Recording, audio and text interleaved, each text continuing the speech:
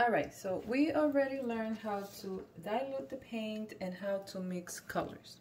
All right, one important thing I would like you to avoid is contaminating colors. All right, sometimes we work fast and we are inclined to mix colors here, especially when we're not familiar with how watercolor works.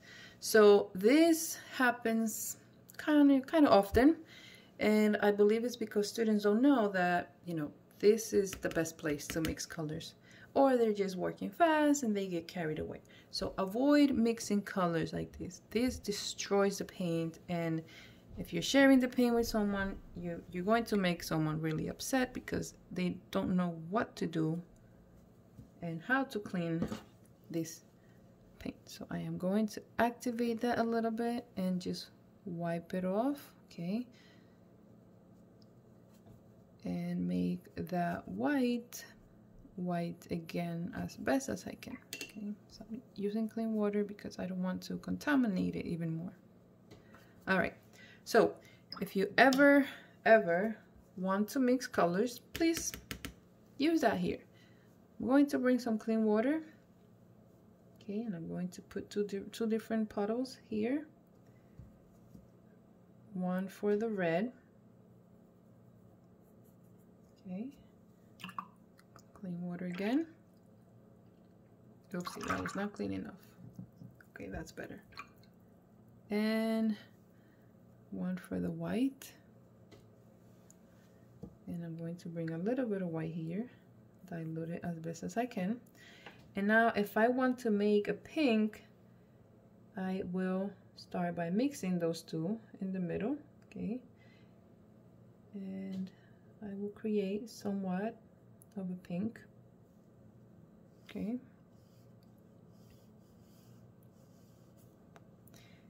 If I want it to be stronger, I'll add more red to the mixture.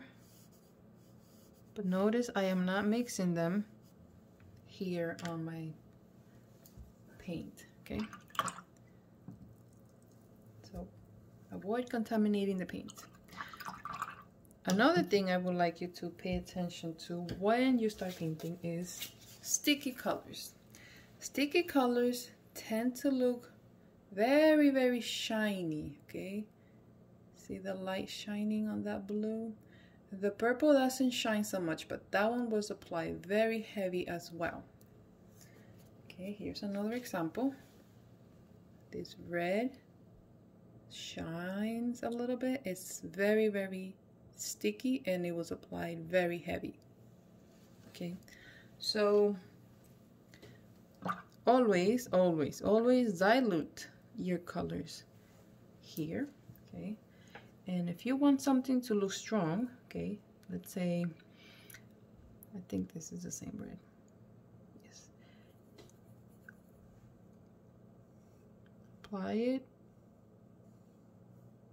lightly, let it dry, and then apply another layer, and it will get stronger. All right, and you don't have to make it so sticky. So I'm going to let it dry a little bit. Okay, so now I go back and I apply another layer, and I am applying it in a different direction just so you can see how it gets stronger as you overlap it.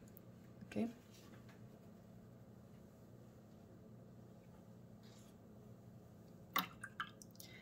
Now when you apply the paint straight from here,